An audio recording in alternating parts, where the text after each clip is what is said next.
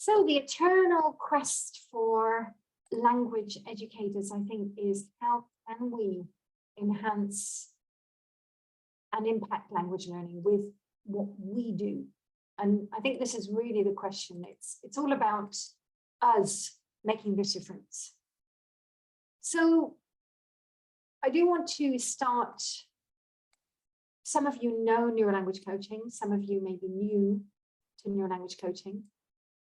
I just want to give a little bit of an intro.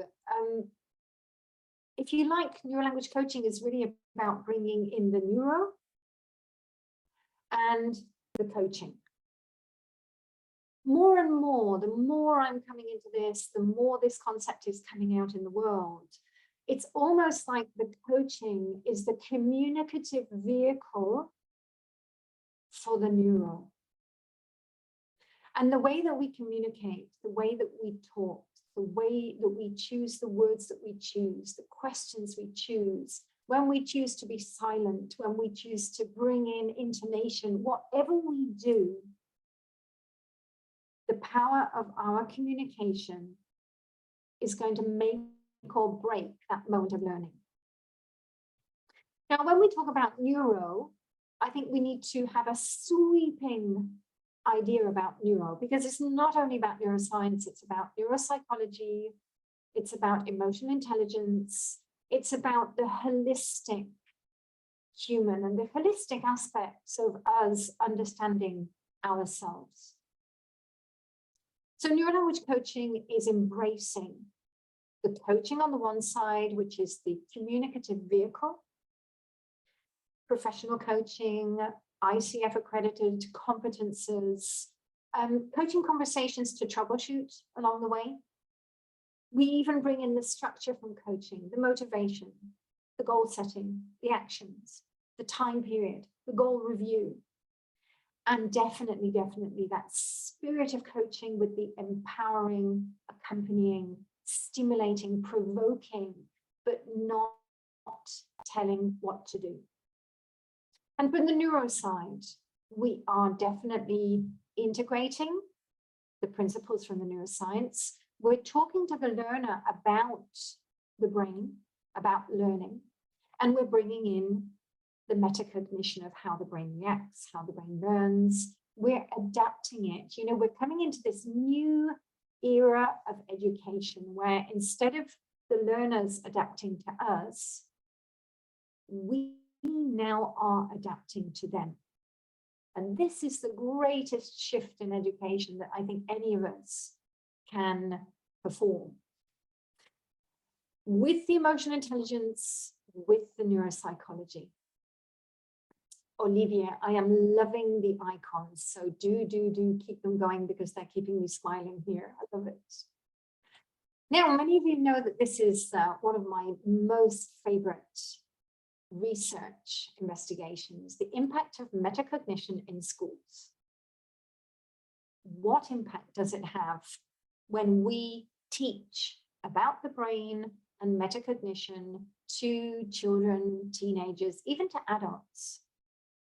And I have to say that many of our neurolanguage coaches really see the difference when they talk to learners about the brain, about what's happening, about how to enhance learning, about what's happening to them, what are the obstacles, what are the blocks, how can we overcome them?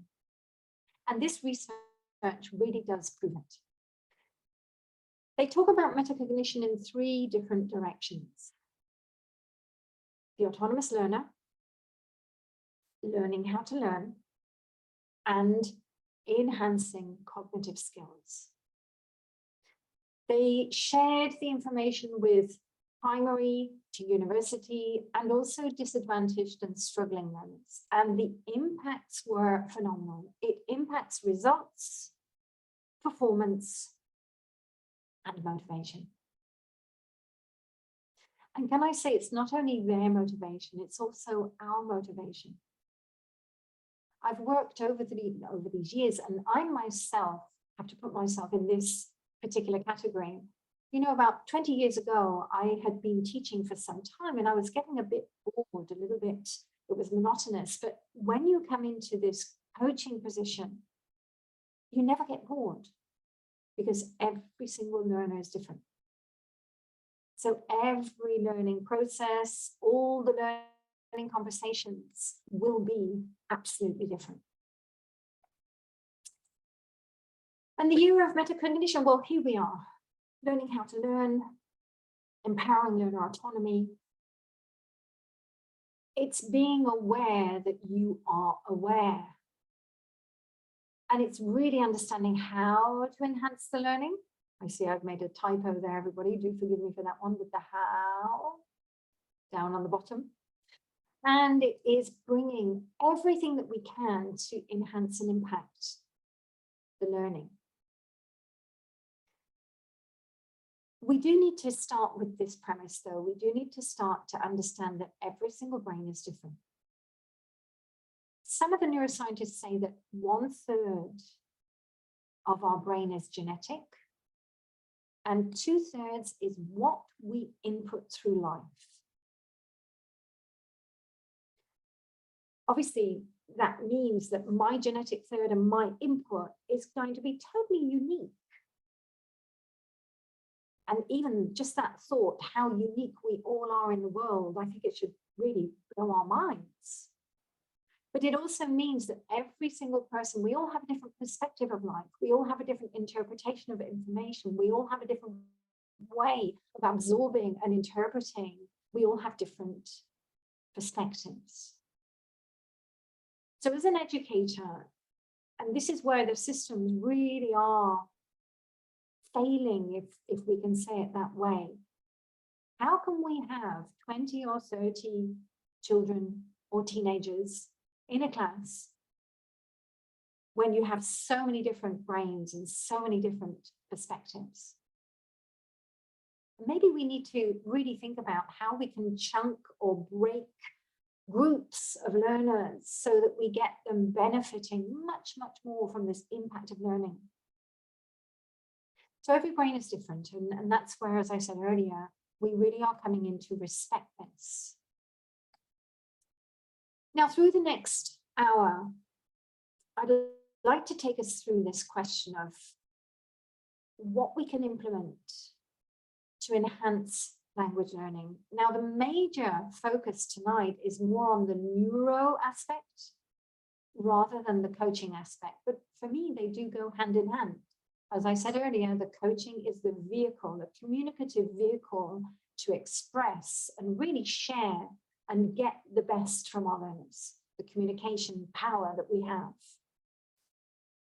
Now, I think it's becoming common knowledge about neuroplasticity. It's becoming common knowledge about limbic reactions, emotional reactions, emotional blocks. What we need to do now is really ensure that we are sharing with our learners this information and really explaining to them, the brain can change, the brain is plastic, we can learn. It might be that we have different ways of learning, but each and every one of us, we can develop, change, progress. Obviously, it depends on focus, attention, and energy at the same time. If there is an emotional block, if there is that bodily reaction pushing us into fight or flight, then the areas of the brain that we really need for functional learning, for smooth learning to take place, are going to be, let's say, hampered. And effective learning is affected. So again, we need to understand how to calm our learners down, how to talk them through the emotional blocks, how to coach them around them. And again, sharing with them what is happening in the brain, definitely.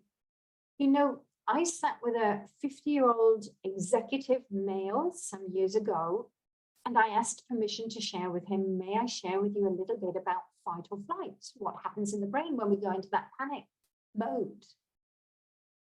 And he agreed, and I shared in very simple terms what happens when we go into that fight or flight. And he said to me, Rachel, at my age, that's the first time anybody has ever explained that to me. And thank you, because now I understand what's happening. In his book, Bessel van der Kolk, he wrote the book, The Body Keeps the Score. And I can just put that into the chat box, everybody, because I do recommend this book. Bessel van der Kolk talks about how 90% of the population, at some point in our life, as a child or as a teenager, as a young adult, as an older adult, at some point in our life, each and every one of us may experience panic attacks. Well, actually, the fight or flight reaction is that feeling of panic. It is that feeling of survival. It's pushing us into that. The body is preparing to run or to fight. How I wish, when I was younger, that somebody had explained this to me as well.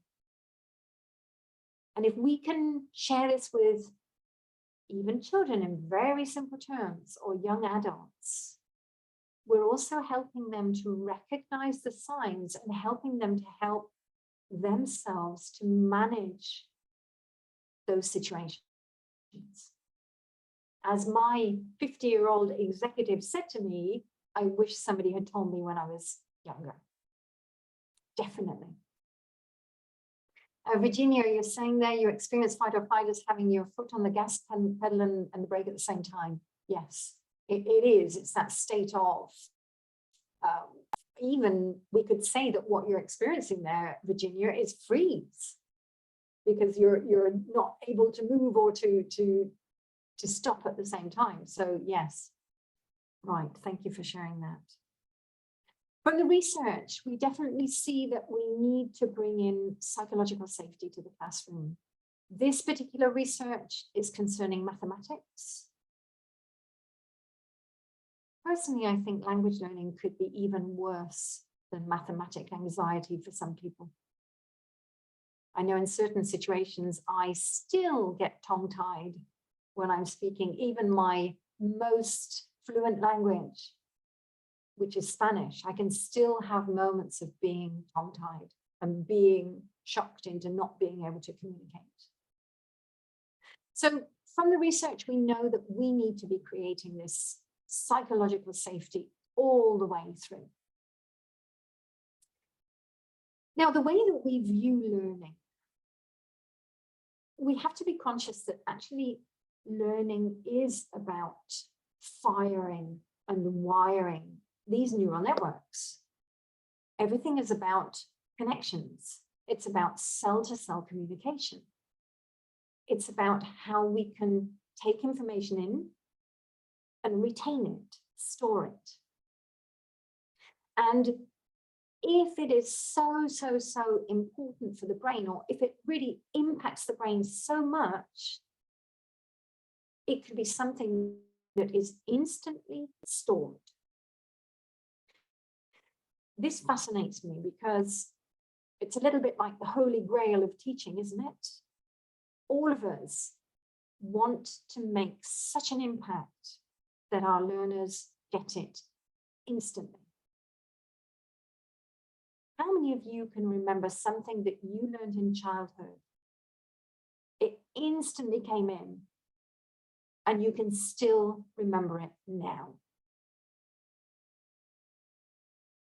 I can remember sitting at the back of my classroom, I must have been about 12, learning about 1066 and the French invasion. It was the history lesson. I can remember the teacher, I can remember the impact, I can remember where I was sitting exactly. What was it about that moment that made me take that information in that moment, that instant, that whenever I think of history or whenever I think of anything, that comes up? And this is what we're looking for. We're looking for how can we create that impact. Now, thinking is the firing, learning is the wiring, it's the connecting. And that's what we're looking to stimulate all the way through. Language learning is quite interesting as well, because we do need to become aware, more aware of how we learn languages. Let's take the journey through life, because we learn, all of us, we learn our native language implicitly. We learn it through passive absorption of the language. In those early years, from 0 to, shall we say it takes us 5 years to learn our native language well? To really be able to speak our native language, it takes us 5 years of passive input.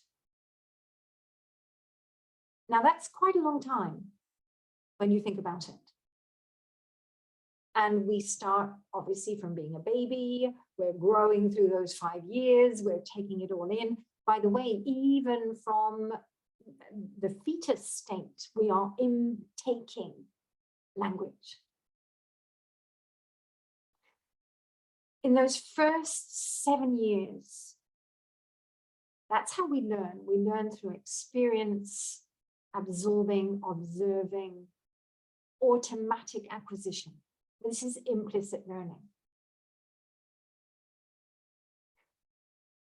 Now, from the age of 7 or 8 onwards, we change slightly how we can learn, because from the age of 7 or 8 onwards, we start to develop executive functions. We start to develop this prefrontal cortex, and we start to also develop this capacity of learning through association, scaffolding, connecting with existing information.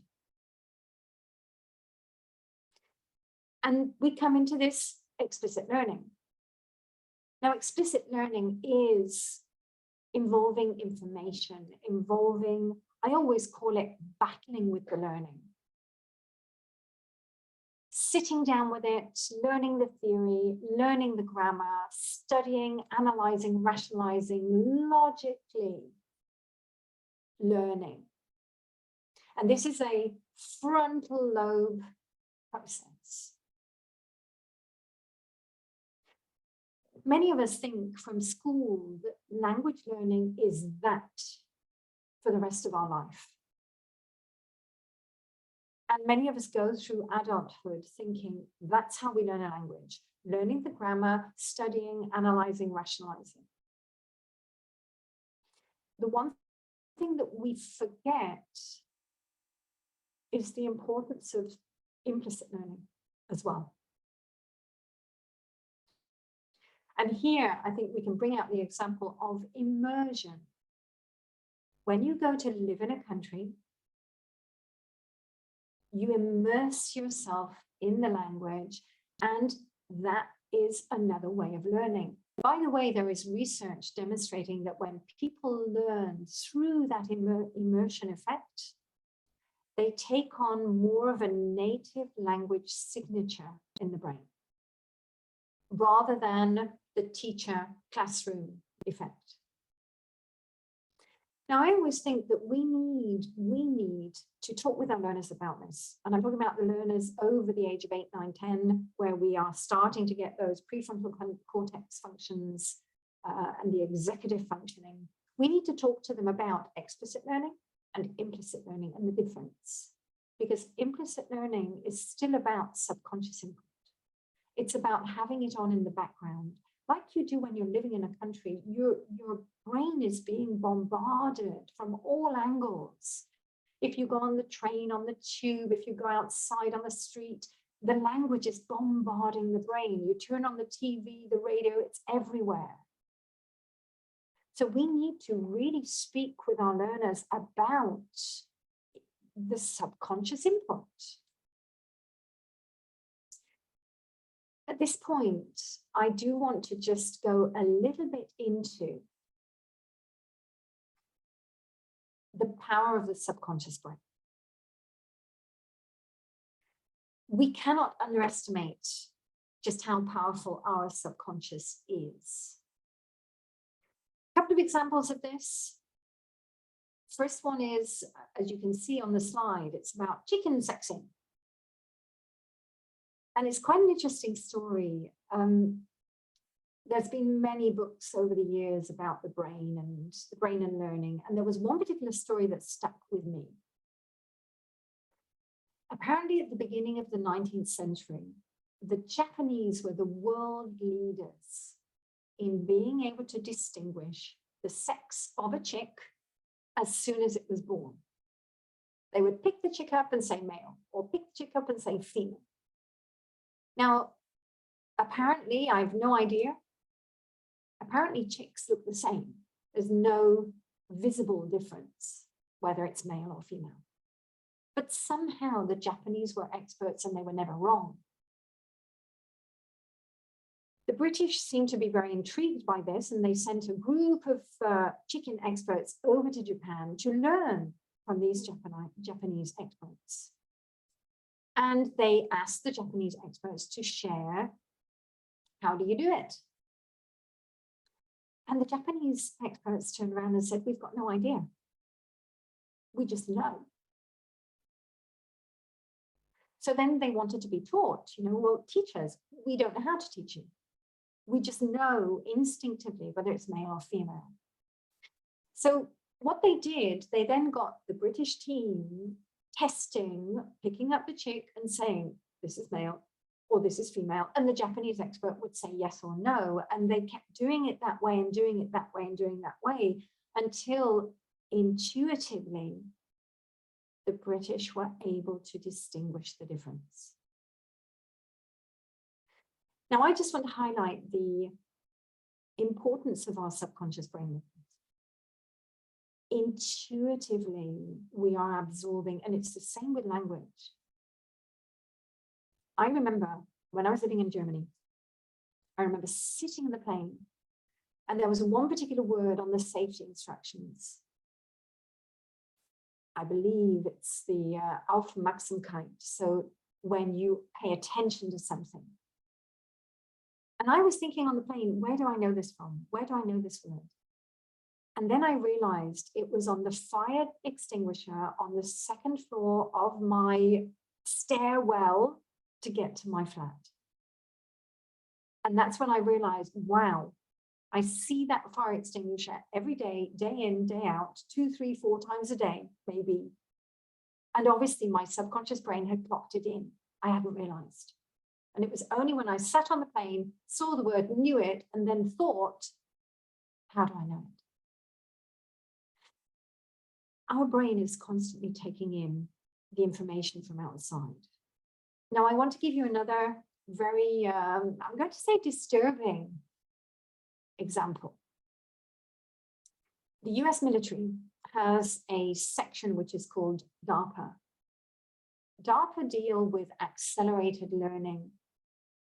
By the way, I do believe they are also the part that deals with this connection.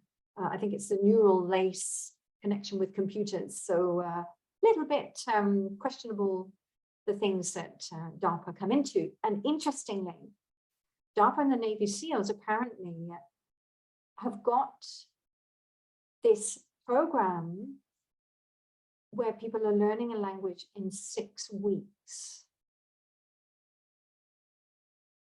I'm going to say it again, 6 weeks, people are learning a language. And what they do, they seem to put people into a flotation tank. Now, in a flotation tank, it is sensory deprivation. There's nothing to disturb. We go into that very calm space, very relaxed. If you know about brainwaves, we probably go into delta brainwaves. And they are bombarding the brain with the language when we are in the relaxed state, from what I understand. Obviously, we don't know the details, but again, we come to the importance of the subconscious brain. Now, we have the capacity to have the input. We have the, let's say, the busy part of the brain at the front, and we have the subconscious part of the brain at the back. And again, it's about understanding how to share with our learners. How can you get both explicit input with the language and implicit learning from the language as well? I am learning another language at the moment, and most weeks I do not have time to sit and battle away with learning grammar, rules, etc. But what I am doing when I finish work at night, maybe 11:30 or midnight, I might sit down and have half an hour where I'm just watching a series in that language on YouTube and just absorbing it in. And little by little, I know that my subconscious brain will be taking things in, but it's having the patience and not expecting to understand everything. Now, we've spoken about the conscious and subconscious, and talk with your learners about this so they can also start to experience and start to understand when to do the explicit input and when to have moments of implicit input, maybe in the car, maybe on their iPad or their iPhone or their iPods when they're out walking, or in the gym exercising. Maybe they've just got English going in or whatever they're learning. Now, the other thing to think about as well is chemistry. When I ask that question of what can we do or how can we get instant learning, the chemistry of the brain is also key in those moments. I'm going to say that dopamine is probably the most interesting chemical to think about in a learning process, because it's not only the chemical of reward, it's also a chemical that binds connections. So if we can bring in the positivity, if we can bring in the reward, if we can become conscious of how dopamine does affect the learning, it also affects retention. And if there's no dopamine, then performance can drop. It really is connected to memory. So in that final statement, we can really say that dopamine is engagement and retention. And some more ideas about how we can get the dopamine. Well, arouse curiosity, make them curious. Stimulating questions, open questions. Variety as well. Novelty is going to trigger dopamine. And as we said, fun, rewards, making it joyful, playful, praise and positivity, all of that is going to get the dopamine flowing. Now let's just come into this question of language learning. Anything that we learn, anything, the first port of call is the frontal lobe. This is where we've got working memory, also where we've got short-term memory. And as we're learning and we're retaining and storing, it's getting stored in different areas of the brain. Language fluency is coming from the cerebellum at the back. So language fluency is this beautiful front to back dance, flow of information through the brain.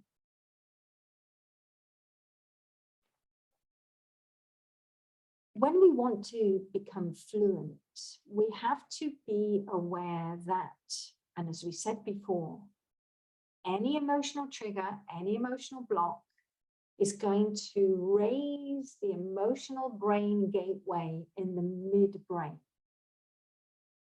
And that beautiful dance and that beautiful flow is going to be affected. So it is imperative that we help our learners to remain calm throughout the learning process. And especially when we want them to speak and go into the flow.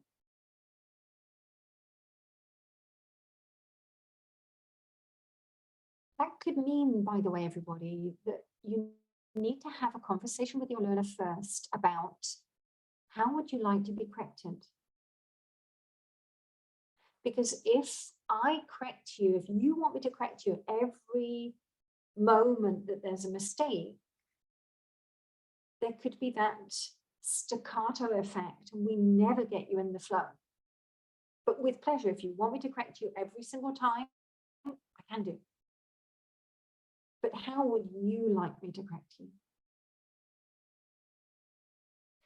And if you ask the learner how they want to be corrected, you will never be wrong because they will give you their preference. I think it's always difficult to guess what every single learner wants. You're going to have some that want it every time, some that want it after a sentence, some that want it after a paragraph, some that maybe want you to just collect it and at the end of the session, you have a 5-minute fee.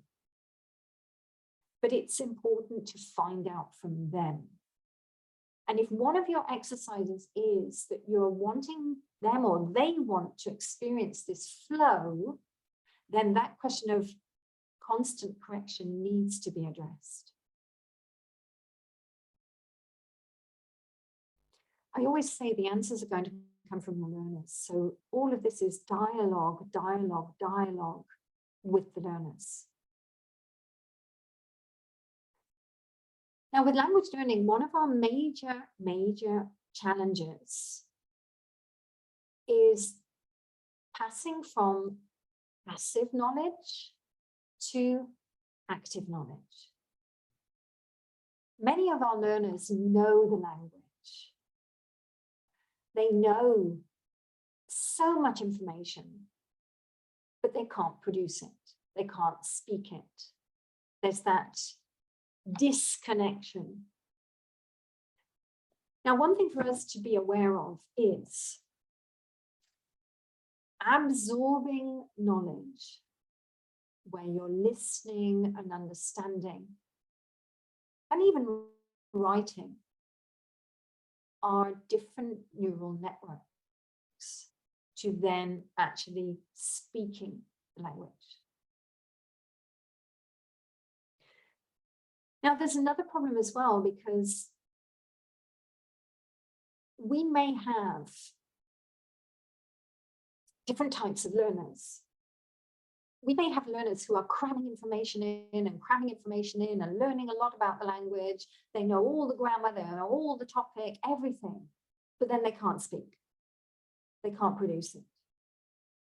Or we may have learners who actually are able to produce it, but it's only in those moments when we want it produced and then they've forgotten it. So it's almost like they are producing it, but on a short term, there's not a long-term effect of it. Can I share that was exactly me when I used to do my law exams? For those of you who know, I did law at university, law and Spanish. And how many of you can remember that sort of cramming effect for the exams, where you're able to regurgitate things and they ask you questions and you've got it, but then 1 month later you haven't got it, it's gone. Yes, Ina. So, the challenge for us as well is, how do we get that both passive and active learning? How do we help our learners get that passive knowledge into production? And here it is about getting them to pronounce it, produce it. We need to get them talking. We need to get them saying it. You can even turn it around. Flipped classroom is fantastic for this, where they are teaching you, they're telling you. What is most important, they are putting it in their words, their perspective. Remember, we go back to perspective. Everybody has a different perspective, and we want them to give us theirs. That's going to be powerful learning, because that's also going to help them to convert the passive to active. Now, for those of you who were with me on Sunday, we went through the PACT PQC. PACT PQC is a coaching model for grammar and non-grammar. And actually, that conversation really does get them stimulated. It gets them thinking about the rule. It gets them explaining to you about the rule, and then it also gets them into the production. So in that particular model, in that conversation, you are stimulating all parts of the brain.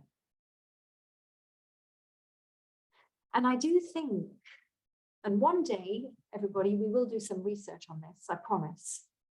I personally do think that with that particular style of conversation, many of our learners get things instantly. I've had learners say to me, Rachel, I've been studying the present perfect for 20 years, and now, finally, with this 10-minute conversation, I understand it. I've got it. And I know that many of my neurolanguage coaches are having the same experience with their learners saying to them, wow, now I understand it.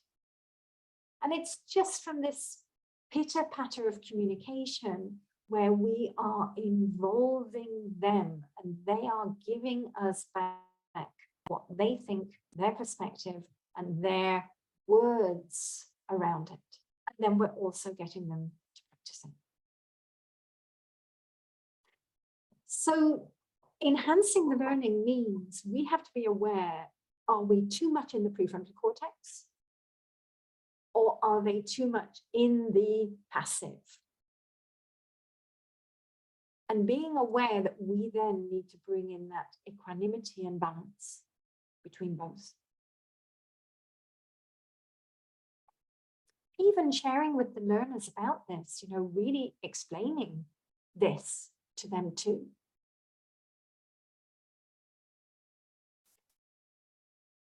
In our conference in Sitges at the end of March, I'm absolutely delighted that we're going to have Gorka speaking with us. Gorka is a master certified coach with the ICF.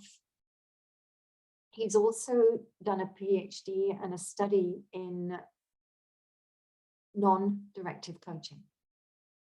This particular study came out last year, and his results on this study are phenomenal because when we go into non-directive, when we go into asking permission, may I, could we, how about, we really see that this takes coachees, learners into many more creation of insights and more creative ideas. And those creative insights are associated with the change in brainwaves in the right temporal region and also in the right parietal region. So we are seeing from this research how the way we communicate as trainers, educators, teachers, coaches really does have an impact on their brain.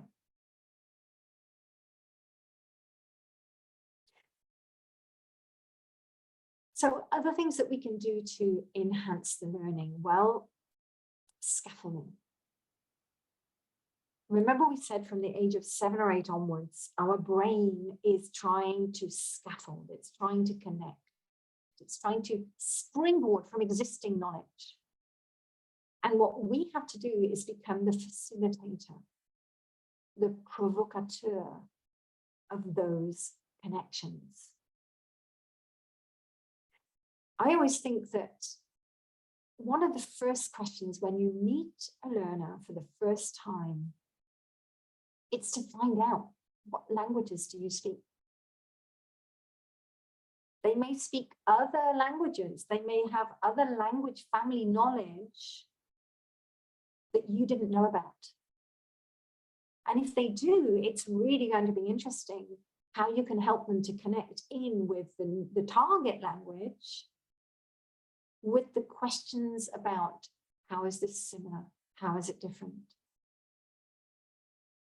And even the question of from which language can we springboard you into this new language? I had a German client who wanted to learn Spanish. He actually had a C1 in English, so we did it from English. Because the connections with English were so much more, and it was easier for him to springboard from that existing knowledge than from his mother tongue. So it's important for us to know, how can we get you to springboard? And this is the research in 2016 that demonstrates that when we learn a new language, our brain goes to the native grammar areas first. That's exactly what our brain is trying to do. It's trying to springboard. It really does care if the characteristics of the target language are similar to the native language. I would call that groundbreaking research.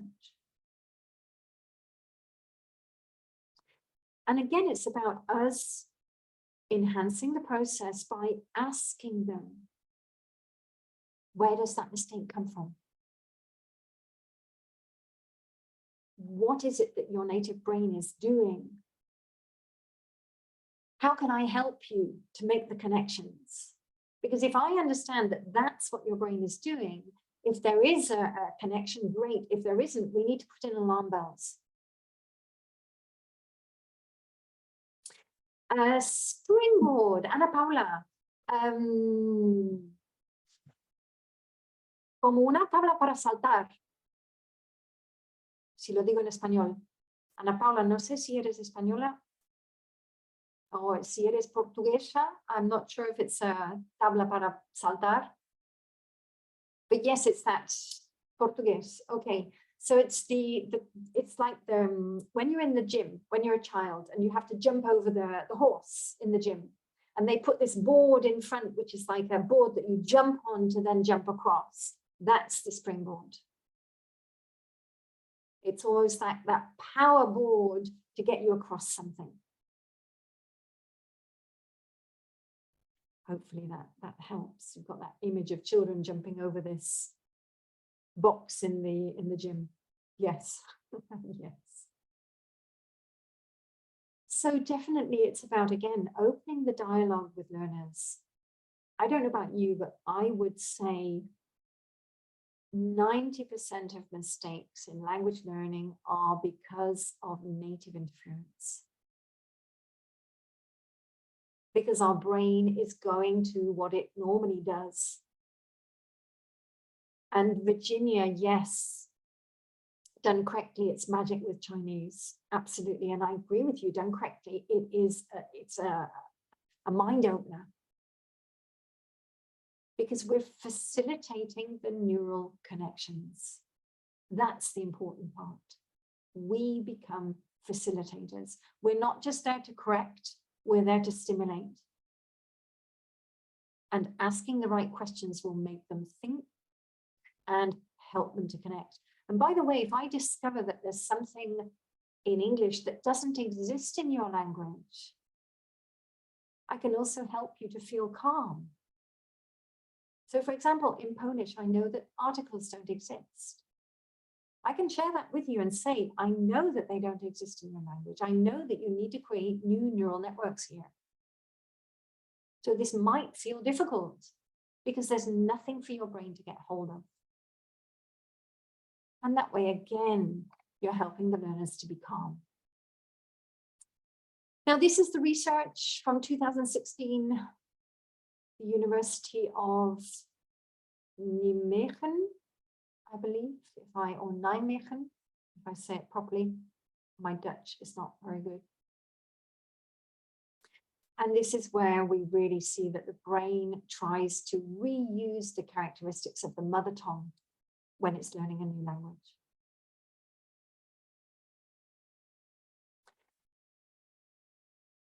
And here, this is where, again, how can we help our learners' brains to connect? And this is just an example. How can we help them to make a bridge? Now, I've taken the word hogar in Spanish, which is the fireplace. And I want to try to help my learner to learn this instantly. And you can see I've got a picture there of a house with a fireplace underneath it. And what we could have as that sort of bridge is that feeling that house, home, actually starts with the same letters as the Spanish word hogar, which also means home in Spanish. Mi hogar means my home, but it also means the fireplace.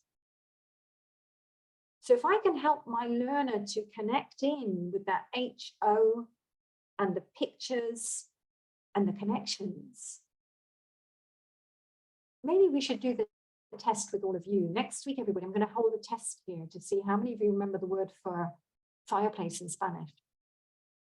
And we'll see if you've got it instantly after today. Ina, I'll be calling you up, Ina, and seeing.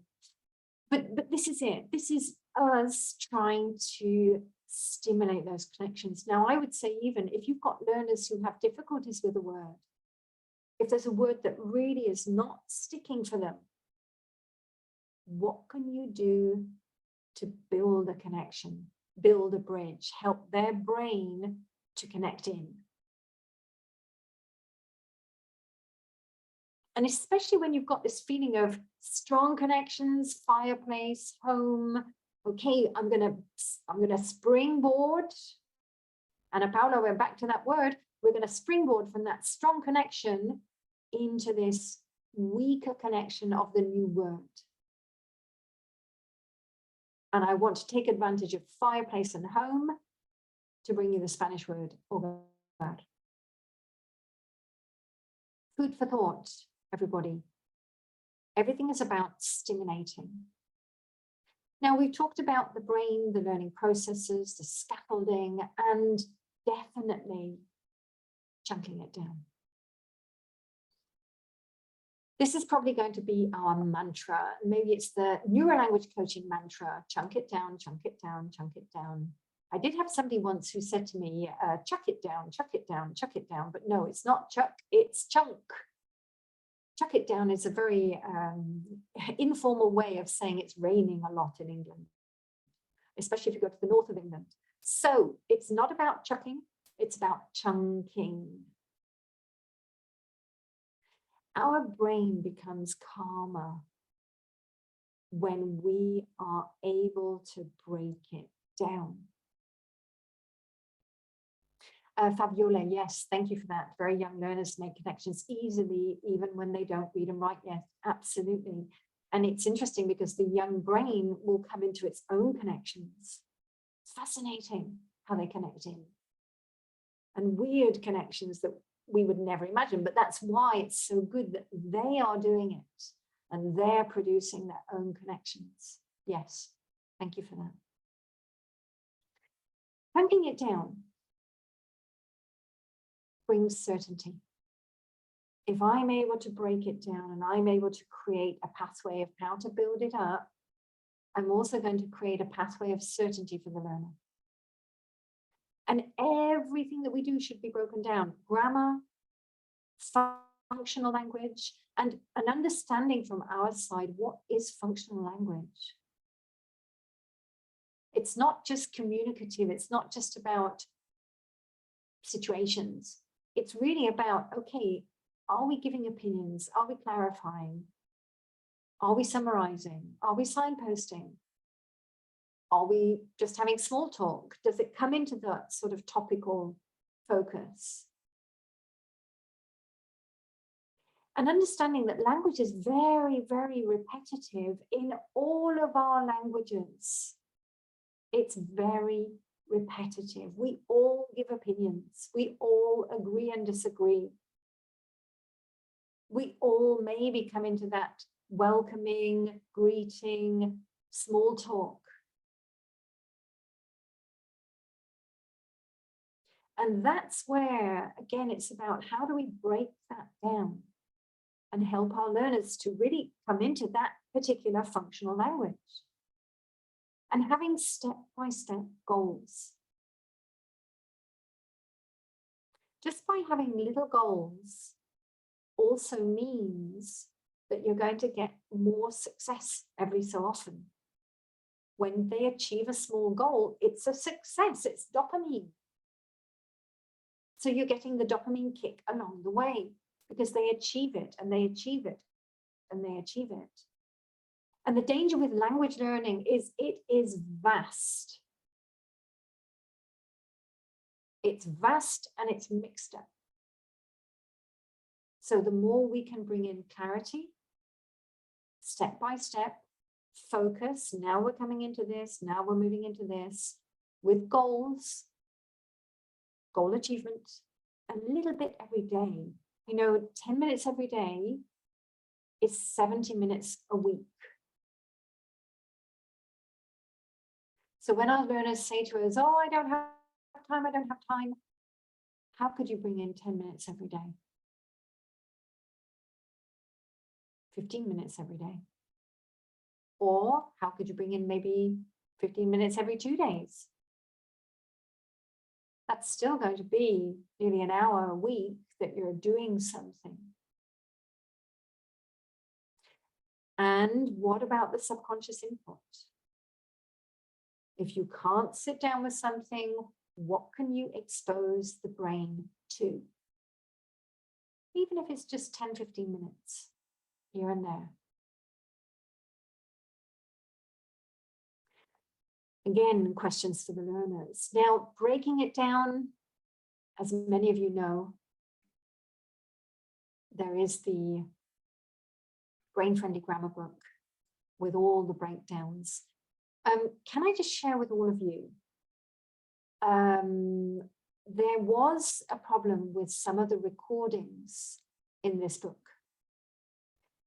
Just out of curiosity, have any of you bought the book and not been able to access the recordings? Because the book actually has a code which tells you how to access recordings that I made with children having these grammar conversations with these children. And I know that there was a problem with the code. So if any of you had a problem, please write to me because I have a code to give you access. And apparently from now on, the new books will all have the new code. Okay, so just to share that with you, if any of you have the book and you couldn't get to the recordings, do let me know and I can send you on an email, I can send you the new code and how to find those recordings. Those recordings were with children ranging from 7 up to 17. And they were amazing, literally no books, just sitting there with the kids going through different grammar areas. The 7-year-old blew me away. He was amazing. And we were talking about the present tenses and he was absolutely phenomenal. Now, coming into the home stretch, everybody, learning how to learn and understanding what the brain likes the most. Oh, Andrea, you did hear the recordings. Yay! Good, fantastic to hear that somebody did actually achieve that access to them. I know there were some problems, so great to hear. How the brain likes to learn? Well, the brain loves real, the brain loves personal. The more that you make it relevant for your learner, the more it's going to stick for them. And here is where we do need to move away from the books. Books are great as reference points. They're great to come in and just do self-study or even to go away and do exercise and whatever. But when we're with learners, we need to get them sharing about their life, how it affects them, what they would do, how they would do it, sharing personal, if they can, a little bit so that it's making that impact on their brain. There was a book some years ago of how to make information stick. And all the way through the book, they went through all the top 10 elements of what works the best. This was number 1. And by the way, storytelling, I believe, was number 2. And the brain is constantly trying to predict. Now, this is interesting from the linguistic point of view because our brain is constantly trying to pattern information. And if we give them some information, that brain will then try to go away and pattern other words or tenses or sentence structures. It tries to predict how that would be or what comes next. So if you can help them to pattern in, you're also going to help them to go away and do it by themselves. And again, as we said, chunking down, spacing, certainty, and you are the master or maestress of taking their focus and attention where you want it to go. We have to be very clear in the way that we communicate. Now we're going to look at this.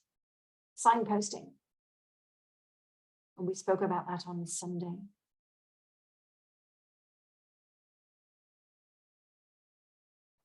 Mirvari.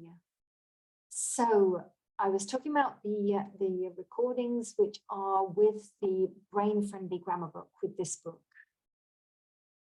If you purchase this book, drop me a line and I will then redirect you of how to get the recordings that are associated with that book.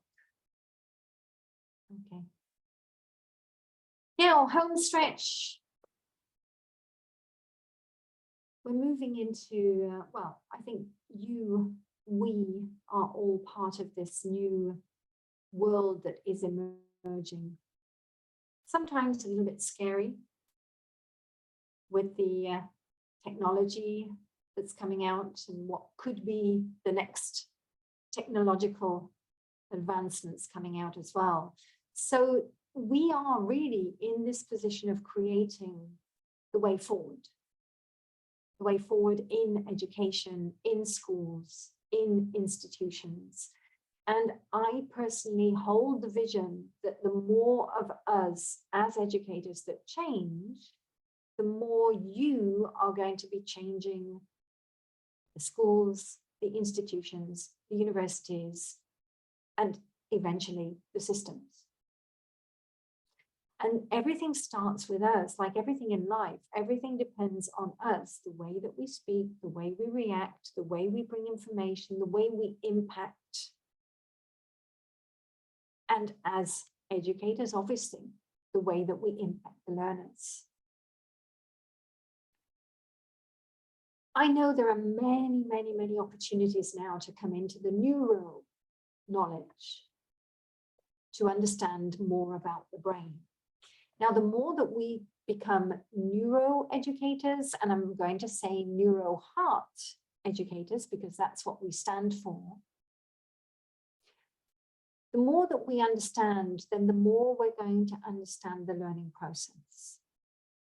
We're going to know how it really does have an effect when we are provoking those connections.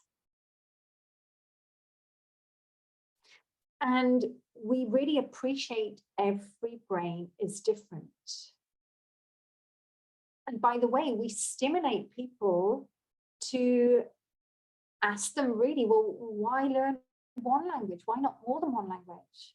What's stopping us from learning more and more and more?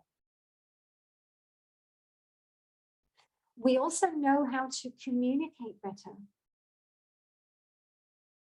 We know how to ask the right questions, how to be silent, how not to finish off their sentences, how to stop doing it for them.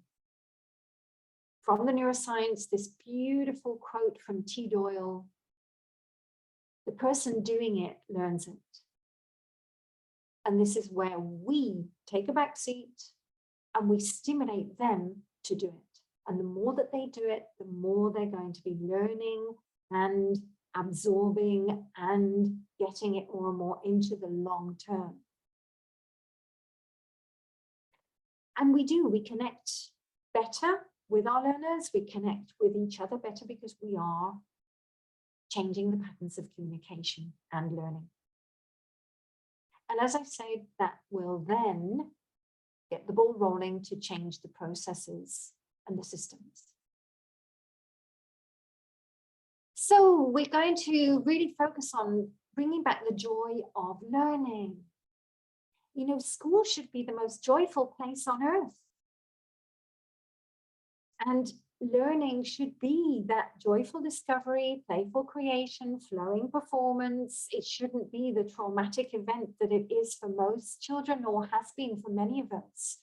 So I think as teachers, we want to get back to playful, fun, light processes. We want to get back into this arousing curiosity, helping them to pattern and create, helping them to have those insights by themselves, and to bring in the feel-good factor for learning. We want them to want more, more, more. We want them to enjoy learning. So in this respect, we are creating a new way, which is the NeuroHeart way. And on the one side, we have the NeuroHeart educational coaches, which are coming into how all teachers, except for language, physics, maths, biology, geography, history, any teacher, the way that they communicate, the way that they transfer knowledge,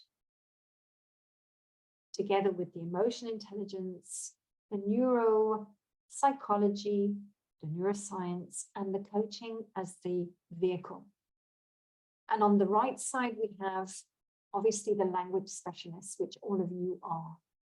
So the language experts coming into adding the neuro plus the coaching into the language learning process. And this is how we are bringing in the impact and enhancing the learning. Everything that we do is designed to be brain friendly. Everything.